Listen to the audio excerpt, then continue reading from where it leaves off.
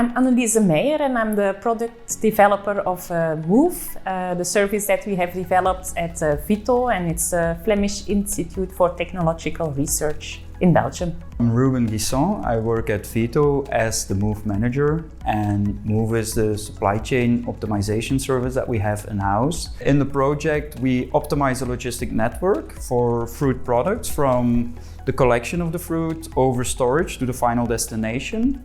And virtually what we do, we create a digital twin and we look at different configurations of the network constellation and look at the impact on price, mileage, and the overall efficiency of the supply chain.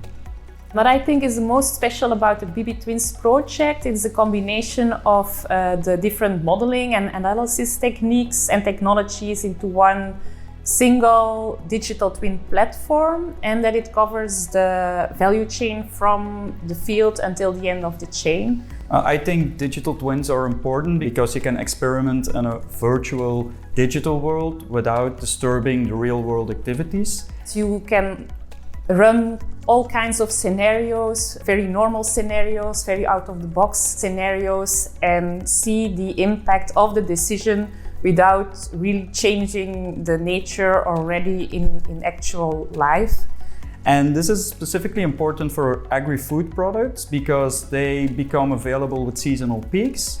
They come available distributed from very many and different locations. And also they are degradable. So this gives you a lot of variations in the supply chain. So it's smart to first experiment with this in a digital environment before implementing it into the real world.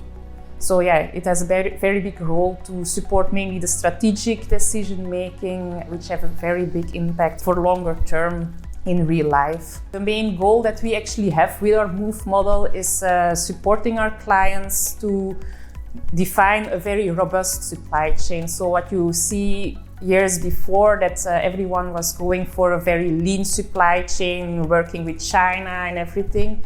So now with the war and with COVID also, you actually see that people are looking more locally. So yeah, we support there to really see, okay, we have a robust supply chain not only for this year, but also for the next 10 or 20 years. We see the sensitivity in if something changes in the supply chain. Do you have problems? Where are the bottlenecks?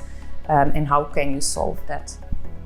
From sustainability viewpoint, it shouldn't be overlooked because you can have impact not only on mileage, so how many kilometers would you, let's say, transport, but this obviously also has impact on CO2 emissions, for example. But on the other hand, by improving the overall efficiency of the supply chain, you can ensure that good products don't go bad because they're not stored in time, because there isn't enough cooling capacity.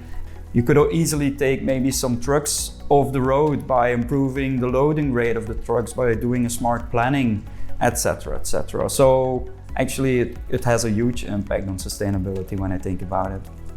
And we have already been to Dimitra, and yeah, it was very good to really see what they were doing and learn how they really do it in practice, to see what they're doing now. So with the Move model, we are first having a look at their current situation and trying to replicate that.